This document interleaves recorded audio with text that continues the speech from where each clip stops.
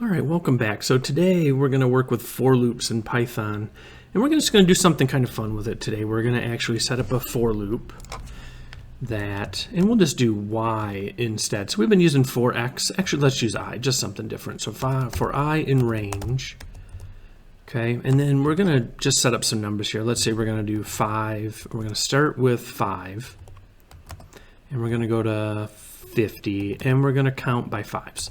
So what we're going to do is we're going to have this go through a for loop. It's going to start at 5, and then it's going to go to 5, 10, 15, 20, 25, 30, 35, 40, 45, 50. It won't actually do the 50 in there because once we hit 50, we're going to stop. And what we're going to do is we're going to actually add this. We're going to find the total number of those. Just something kind of fun to do with a for loop that you can use it to count. So we're going to create a variable, and we're going to kind of initialize that to 0. So sum here, this variable called sum, is going to start out with 0. And then what we're going to do is we're going to take that sum, and we're going to say that sum is going to be equal to whatever it was previously, which in this case, the first time through the for loop is going to be 0. So this will be 0, this will be 0, and we're going to add that I.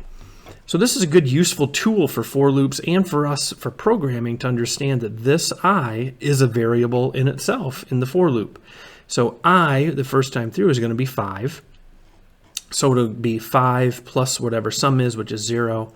So it'll be 5 plus 0. Sum will then become 5.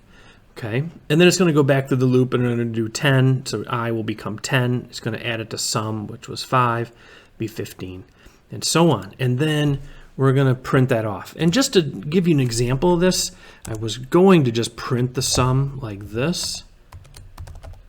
Okay. If I just ran that, it'd be 225, okay?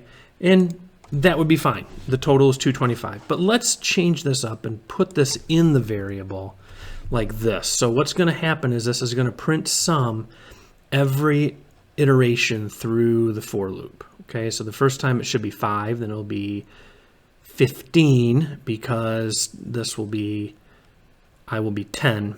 And then adding it to sum will be 5 and be 15, so it'll be 5, 15. And it's going to go up exponentially here for just a second. So just watch this for a second. We run it, should be 5, and then we add 10 to it, so it'll be 15, and then we're going to add 15 to it, and that's going to be 30, then we're going to add 20 to it, that's going to be 25, 25, 75, and so on. This is just kind of a cool, useful tool in a for loop, is you can actually use the for loop itself to do counting for you.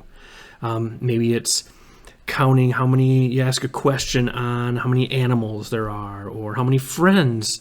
You know, you're going to create a list and you're going to add all the friends' names and addresses and things like that. And that for loop will then allow us to count that using something like this.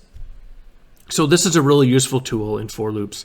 And it is kind of just a fun thing too to have it, use it to sum some numbers together, add some numbers together. All right, so hopefully that helps you. Good luck with your coding.